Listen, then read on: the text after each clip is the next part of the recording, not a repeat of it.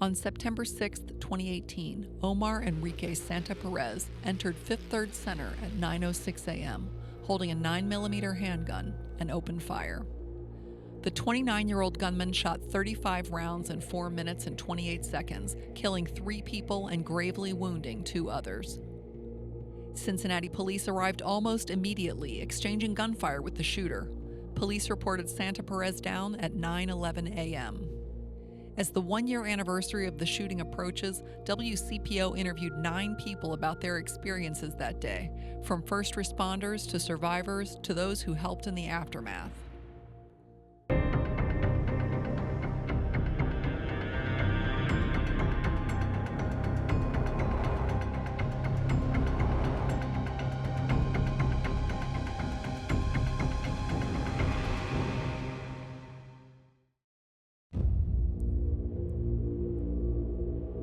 Brian Sarver, a team lead for commercial real estate firm CBRE, started his morning with a 9 a.m. meeting about a renovation project in the lobby of Fifth Third Center with Richard Newcomer, a supervisor with Gilbane Building Company, and a man from another company working on the project. So I'm literally standing in a project meeting with 2 other folks looking up in the ceiling where we were talking about running some wires and things like that, some work that we had to do up in the ceiling. So my understanding is he was just kind of sitting in the potbelly space, just looking at, there's a big glass wall there looking into the Fifth Third lobby. And then I guess maybe kind of timing it up to when he saw enough people there or whatever the case was. So we're just standing there talking. And then I hear a very loud pop, right? And I knew it was a gun because I've been around guns all my life. And of course I was the first one shot. Before Sarver even realized he was hit, he dove down a stairwell to his right. His plan was to use the key card to get through a door at the bottom of the stairwell to a secured part of the building, but the card came off his belt as he went down the stairs on his stomach. And I remember at that point, I just kind of said a quick prayer. I was like, oh, God, you got to help me to get out of this. Surely this is not the way I'm going to die, right, and be trapped, because if he would have come around the landing, if he'd have came down the stairs, I would have literally been trapped at the bottom of a stairwell. No way but up to get out of there. Then I ended up seeing Rick, the second person that was shot, coming down the stair. Again, he's kind of hobbling too, but he is on his feet and coming down the stairs, and he's got his card reader out, right? So I'm like, thank God Rick's here. The 2 men went through the door, shut it behind them, and hobbled to the loading dock with their hands in the air. Janetta Cook, a manager of the Servati pastry shop, experienced the shooting from inside the Servati located at Fifth Third Center. So when I first heard the first shot, I was actually sitting in our office. And I knew it was a gunshot, so I, immediately got up to go get my other 2 coworkers. That's when I heard more shots. So I locked the doors, and we ran back into the office. We seen other people trying to come in. Mm-hmm. So I was trying to, unlock the door, hurry and unlock the door to let one of our customers in. But it was kind of too late, so we had to lock the door and tell him to just run out of the building, which he did. He made it safely, and we ran into the office and shut the door and kind of put one of our metal cabinets to the door. We heard every gunshot. Me personally was like, please don't let him make it, to get into Servati. Everybody that he encountered, I was just kind of hoping that they were okay, especially all the Duncan girls that we knew, because they didn't have anywhere to take cover like we did. Mm-hmm. They were literally in the lobby. In the midst of the chaos, Whitney Austin was heading into the lobby. She was wearing headphones as she continued a conference call that she had started in the car on her drive from Louisville. It was supposed to be any normal day. I spent a lot of time driving from Louisville to Cincinnati to work at the corporate headquarters, and I kissed my kids goodbye, and what was a little bit different is they asked me to kiss them twice that day, so I obliged, even though in my head I thought, I gotta go, I'm gonna be late. And so I got that extra kiss in. I definitely remember being focused on that conference call. And then I definitely remember walking up to the revolving door and seeing that the glass that was still fully intact, but it was shattered. And I thought, well, that's kind of weird. Maybe somebody threw a rock at the door. But that was it, that's all I thought. And then I pushed on the door. And from the moment I pushed on the door is when I was hit by the first barrage of bullets. And they were so forceful and intense that I just dropped. I just collapsed in the bottom of that revolving door. I remembered, oh, I'm on this conference call and I could hear the voices, but they couldn't hear me or what was happening because I had placed it on mute before I started to walk into Fountain Square. But I still tried to move my left arm to get to the phone. And then when I did that is when I got shot the second time by another barrage of bullets. And so I was in a complete state of despair in that moment. I thought, there's no way out of this situation. I've just been shot again because I tried to help myself out. My only option right now is to play dead and hope that this isn't it, that I'm not just gonna die right now.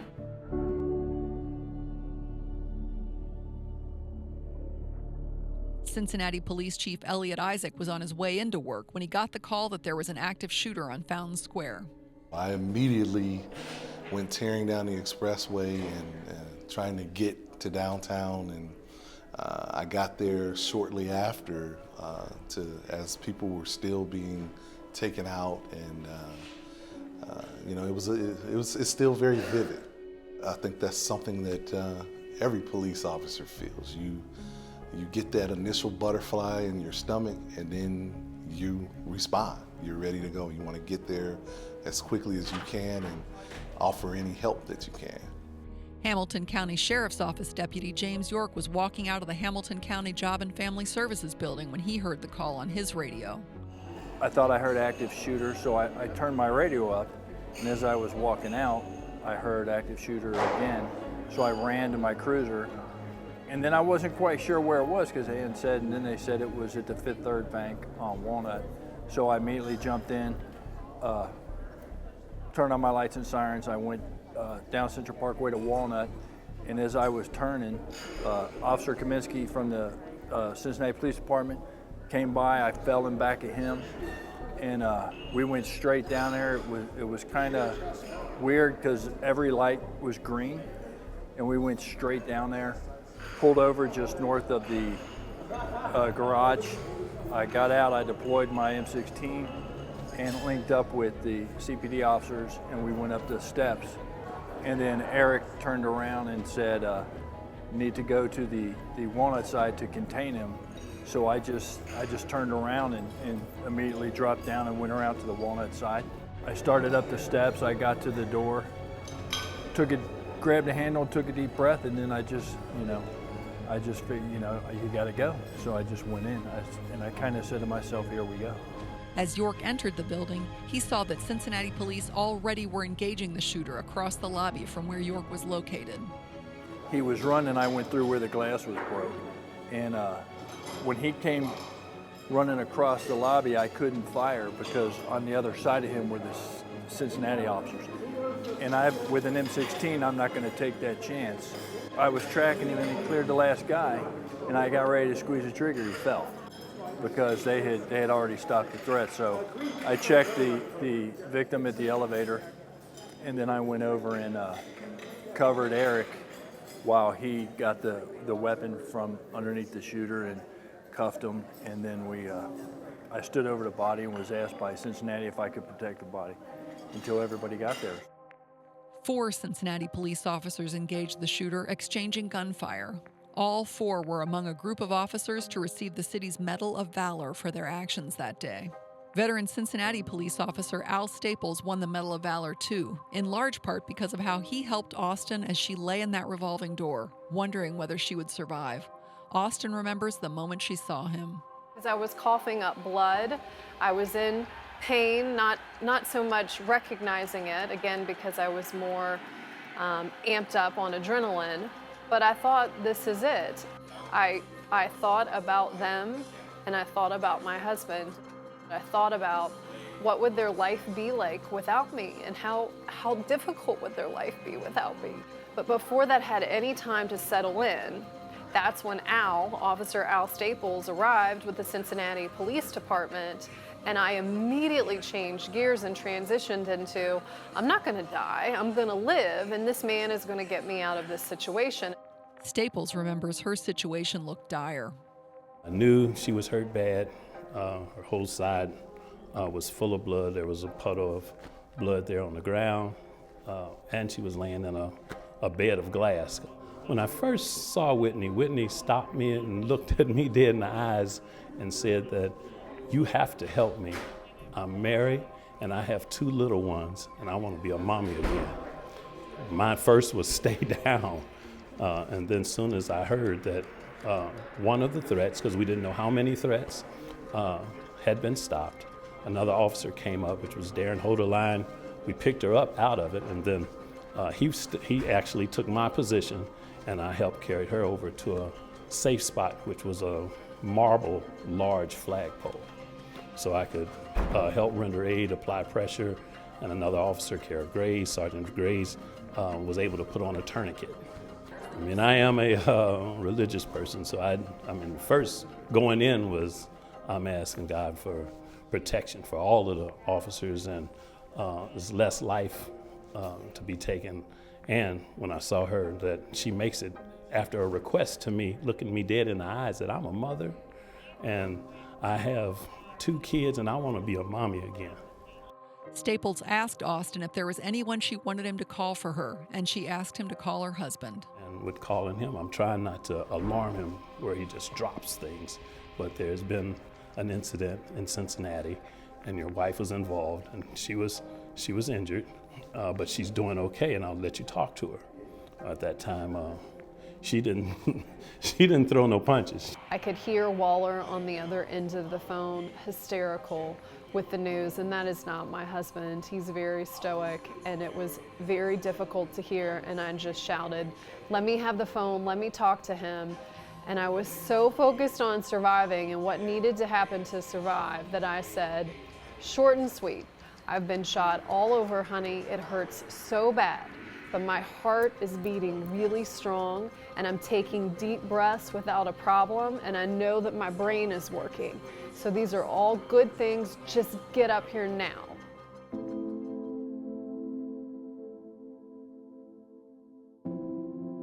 Mayor John Cranley had just dropped off his son at school and was in a meeting with several city councilmen when he began getting texts and calls about the shooting.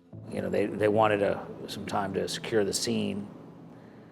But we realized quickly that we needed to go to the scene when it was safe to do so. So we were there, within 45 minutes probably. In tough times, half of the job is just being there. And I think it's hard to really figure out what to say to the public until you've seen the crime scene and really kind of allow the emotion to absorb you.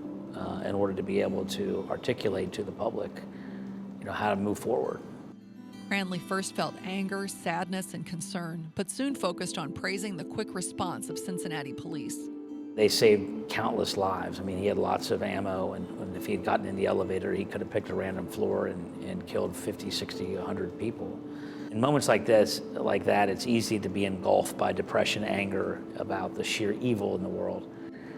But it's important for us to point to good, too, in that the good were and are our first responders who acted so quickly to save lots and lots of lives. Once those lives were saved, it was the job of Cincinnati police victims advocates Karen Rumsey and Meredith Newman to provide comfort, warmth, and support from an office building in Queensgate where the police department's criminal investigations and special investigations units are located. There was a notification over over the overhead speaker, I guess, and they had said that there was a shooting, and then from there it just started all, people started to be bussed in, witnesses, victims, and we just assisted as best as we could with the people who had come down here. Like for some people, just being there, letting them know that their feelings were normal in the situation that had happened. It's important for us not to as much as possible not to have people talk about what happened until they can meet the investigators, just keeping them as calm as possible. Talking about breathing techniques. And they were all different walks of life. You had people that were working in the Dunkin' Donuts, the Potbellies. You had business executives from all walks of life, all different people that were experiencing this all at the same time, but through different lenses. There was a gentleman that didn't talk a lot, but he was real comforting to some of the other ladies, and as people processed and they were leaving, he took the time to sit and chat with me about how he was feeling, how it took him by surprise, and how he had never thought that he would experience something like that, and how he was feeling bad that he wasn't able to save a friend of his. Rumsey and Newman lost track of how many people they talked to that day over nearly 8 hours. And so in the back of my mind, I'm thinking that, everybody in this room is important because they're going to have the answers for these victims' families. Rumsey's instinct was to go to the crime scene. She was hopeful that everyone impacted by the shooting had visited with her and Newman that day, but found out later that wasn't the case. In the days that followed, we saw, we had a whole team down there from Potbellies. It's difficult for some people to understand how lasting that kind of trauma can be and the different impacts it can have, Rumsey said. Most of the time after the funeral is over and people go back to work, they expect you to pick up and go back to work. And sometimes people just don't really understand that it's not that easy to do.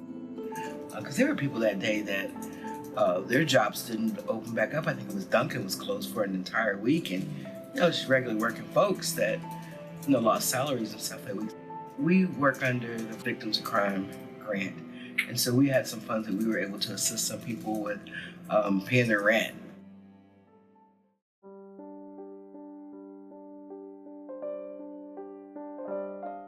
Recovering from the physical wounds has been more straightforward. I could tell I had pain in the front and the back, so the bullet went completely through me. He shot me low back, around the spleen area. It barely missed my lungs. So I was kind of lucky in that respect where, not that I wanted to lose my spleen, but it wasn't a fatal shot at that point. I heard the ambulance come, get me out of the dock, and then, they took me to UC Medical Center, did some MRIs on me and told me that I had internal injuries, obviously, and that my spleen was ruptured and they were gonna have to do emergency surgery to remove my spleen. I'd say within 10 or 15 minutes of arriving to the hospital, I was in emergency surgery. So in the ambulance, what I remember is briefly, it went very quickly, but it was a wild ride. I remember bouncing all over the place. But I know they wanted to save me, so do whatever you need to save me. A-okay with me. I didn't actually have surgery until the next day because I was so stable that they could wait to operate on my right arm. So yes, I was shot 12 times, and the first several hours were spent exploring my body. Where are they? Let's make sure that we assess every entry point, every exit point. And that's where things started to get real blurry for me. I remember for sure asking every person I encountered, am I gonna live? I have a 6 and an 8-year-old, or at that time I said 5 and a 7-year-old, and I need to be their mother. And everybody said, you're doing great, just keep doing what you're doing. That was frustrating. I wanted them to tell me, but they wouldn't. And at some point I got comfortable enough, probably with pain medication in my situation, to let go and think, I'm gonna survive. I don't know if I did that after I heard you've been shot 12 times, but not one hit a major organ or artery. Not sure exactly of the sequence, but I remember just finally releasing myself into a well-needed nap. Sarver had recovered enough physically to return to work part-time in January and full-time earlier this year. He still has PTSD from the shooting, which surprises him a bit. The first time he returned to Fifth Third Center was a Sunday. He got a colleague to let him in when the building was closed and quiet so he could see how it affected him. He decided he could go back. I kind of looked at it like, you know, the shooting changed my life forever, but why should I go find another job because of it, right? I look at it as kind of like fighting back the evil. If I can just go return and sort of not let it change my life any more than it already has, kind of fighting back in a sense. Maybe I'm kind of stubborn, I don't know.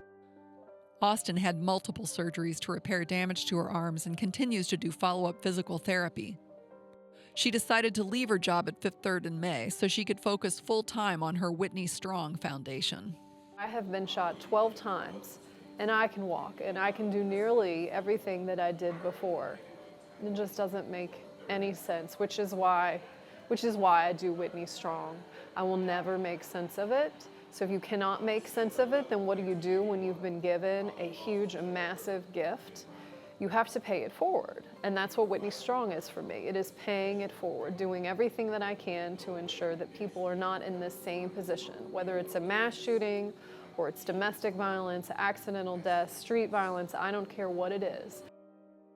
Austin continues to get regular psychological counseling and encourages other survivors to do the same. I spend a good amount of time thinking about all the people that were involved on September 6th that I just don't know, that weren't physically wounded, but were emotionally wounded. I think about the people that were piled on top of each other behind the Dunkin' Donuts counter. I think about the businessmen and women that were in their offices and the many towers that surround the Fifth Third Tower. It doesn't matter if you were shot or not. You were impacted forever by that moment. And I don't know how many of those people give themselves the grace and the permission to get the therapy that they need to get better and to heal after that situation. Not everyone can get that kind of counseling, Rumsey said. So she and Newman keep in touch with survivors, especially those without physical scars. Just keeping those lines of communication open lets folks know that it's okay to ask for help. It's okay to reach out and ask for help. If that were me, I would want somebody to have that goodwill and check on me. That after the Dayton shooting, and I got a call, he said, I thought about all those people in that one spot, and that's all I could see was I was in Fifth Third again. I was in Dunkin' Donuts, and people cowering around me and then seeing my friend. I mean, so folks are really resilient, you know. And he said that nothing to that magnitude had ever touched him. It shook people's foundation of what we felt was safe. You know, we go to these places every day and we don't expect something horrific to happen. Cook still has vivid memories of that morning. The scariest part was here, the aftermath, like seeing everybody that got hurt and hearing about it. It was just, you know, seeing the aftermath. People laying on the ground, to see a lady laying on the wall, or all the glass that shattered, and that was the scariest part. And to finally come to the realization that, you know, I made it, like I made it through it to see another day. Her life continues to be impacted, though. The Cervati location where Cook worked closed down in December. So I kind of was forced to find another job, which is, you know, where I'm at, and I was used to making, you know, this certain kind of money. I'm struggling now. Like, I'm struggling. Like, I don't make as much as I was making when I was at Cervati, where I'm at now. So it's just, I deal with that, so, and I'm still dealing with that to this day. That's what makes it so hard. Trying to maintain with 2 kids, but I have a family that is amazing. So we making it.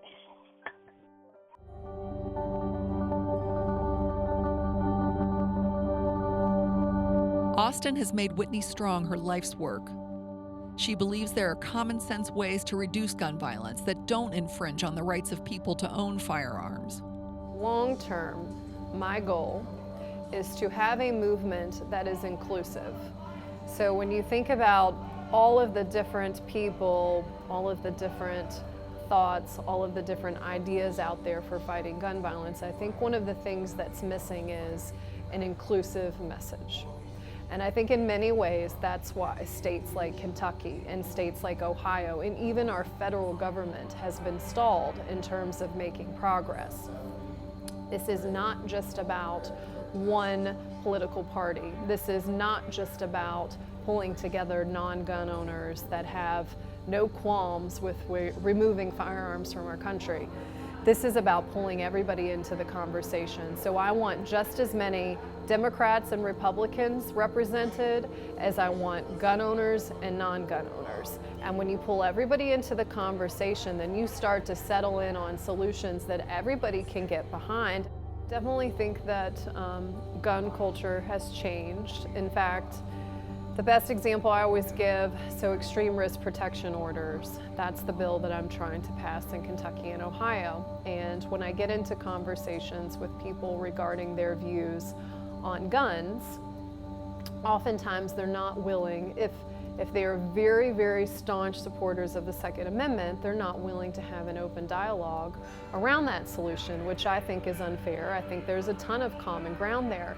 Cranley said he hopes the recent back-to-back mass shootings in El Paso, Texas and Dayton will result in legislative change too. He's also trying a different approach, working with other cities to leverage their buying power and encourage smart gun technology. What we want is to consolidate our buying power, our consumer power, to ask for research and development into smart gun technology.